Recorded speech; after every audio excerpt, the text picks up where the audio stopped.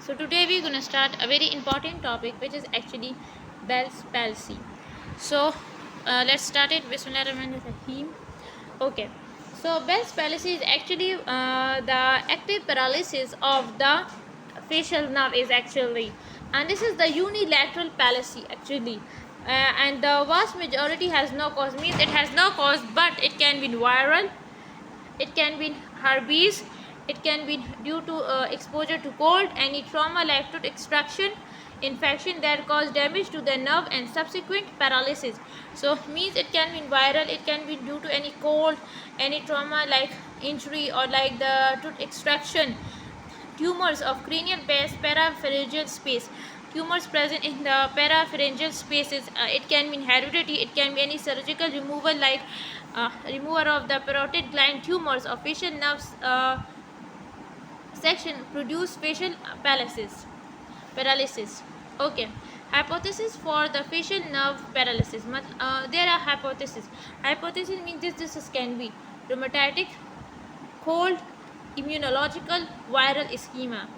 Okay, you can remember like this: rheumatoid, cold, immunological, viral, or ischemia. Okay, now ischemia. How the ischemia happens? When there is ischemia of the nerve near the stylomastoid foramen, actually means the facial nerve which is actually there. When the ischemia is there, so means and there is also edema of the nerve, and due to that edema there is a compression in the bony canal, so there the paralysis of nerve occurs. It occurs in the middle age, especially women. It begins abruptly as paralysis of facial muscles, unilateral. First of all, it affects initially the unilateral facial muscles. It is produced by pain on the side of face. There's a pain on the side of face, particularly either it can be in ear, temporal, or ankle of jaw. Patient cannot close the eyes. Very important point.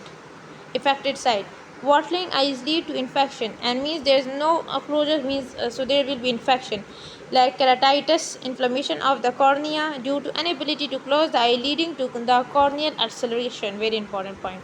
Drooping of the corner of mouth, which saliva may dribble. Corner of the mouth can be affected side does not rise during smiling. Very important point. And giving mask like expression, the patient will have mask like expression. The patient cannot close his or her eyes. There will be drooping of the saliva on the effective side. The patient cannot close the mouth properly due to difficulty in speaking and eating. Also, taste sensation on anterior portion of tongue is lost or altered. Retention of food in the upper lower buccal labial folds due to weakness of vaccinator muscles. Very important point. When there is weakness of muscle on the lower vaccinator and labial.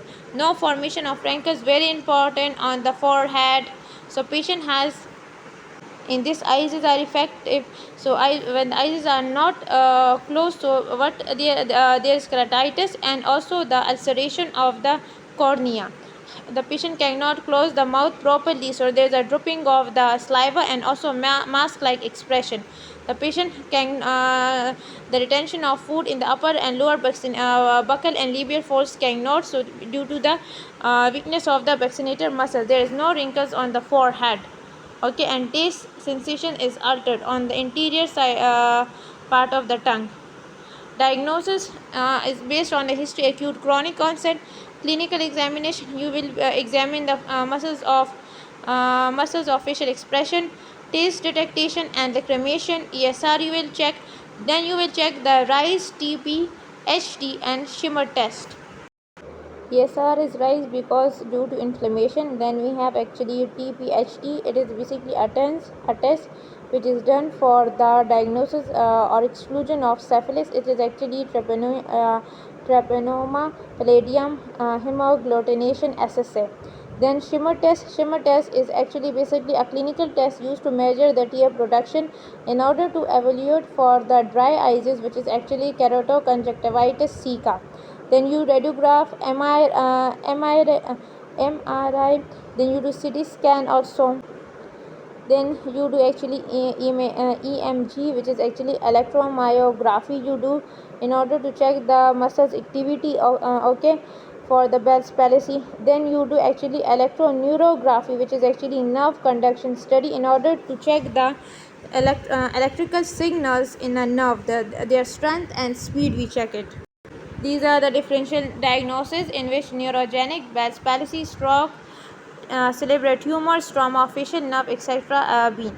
Then there are a lot of okay, how you manage this is by physiotherapy you can give, or massage, or electrical nerve conduction. Physiotherapy, massage, or either to stimulate the nerve by electrically.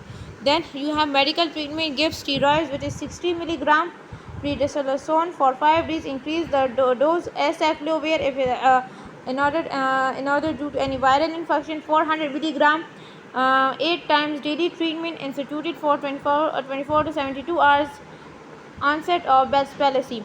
For protection of eye, sheet or local therapy, pad or sheet local therapy, or injection of botulinum toxin of the unaffected side or healthy side for the balance. Okay, now surgical by muscle transfer, nerve animation, nerve decompression by one by centrally and other is peripherally, and also nerve graft you can place it. Okay.